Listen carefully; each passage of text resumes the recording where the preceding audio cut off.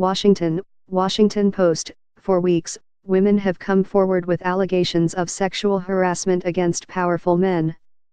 On Wednesday evening, December 13, one man went against the grain and admitted his own long history of sexual misconduct against his classmates, co-workers, and his two wives.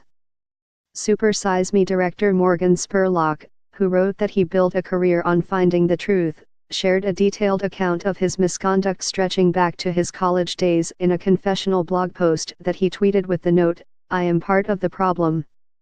The message came just months after he sold his documentary Super Size Me to Holy Chicken to YouTube Red for $3.5 million $47 million, according to Deadline. Spurlock also has a forthcoming docu-series entitled Culture Shock on A&E, set to premiere in 2018.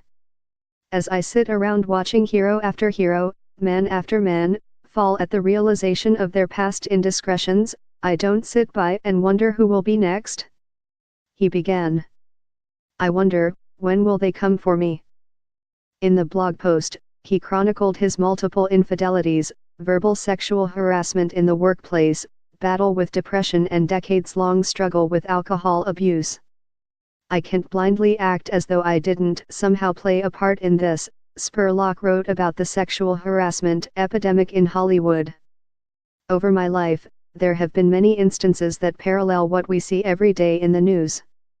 To support this statement, he offered several examples of his sexual misconduct throughout the post, always punctuating the harrowing stories with a variation on the phrase "I am part of the problem." The first instance he divulged took place in college, when he had a one-night sexual encounter with a girl that he thought was consensual but she later referred to as rape.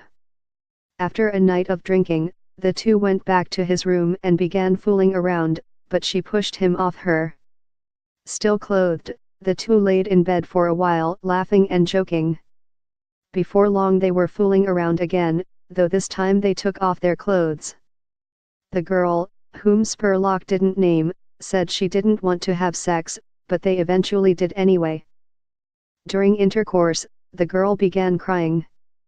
The two stopped having sex, and Spurlock tried comforting her. "I thought I was doing okay, I believed she was feeling better. She believed she was raped," Spurlock wrote, adding, "That's why I am part of the problem." Spurlock, who founded the New York-based production company Warrior Poets in 2004, next recounted the behavior that led to him settling a sexual harassment allegation with a former female assistant. He would often yell at her from across the office, using diminutive nicknames like Hot Pants and Sex Pants, which he thought were funny but later realized had completely demeaned and belittled her to a place of non-existence. When his assistant quit, she told Spurlock that he had to pay her to remain silent about his consistent verbal sexual harassment, the director wrote. "I paid for peace of mind. I paid for her silence and cooperation. Most of all, I paid so I could remain who I was," Spurlock wrote.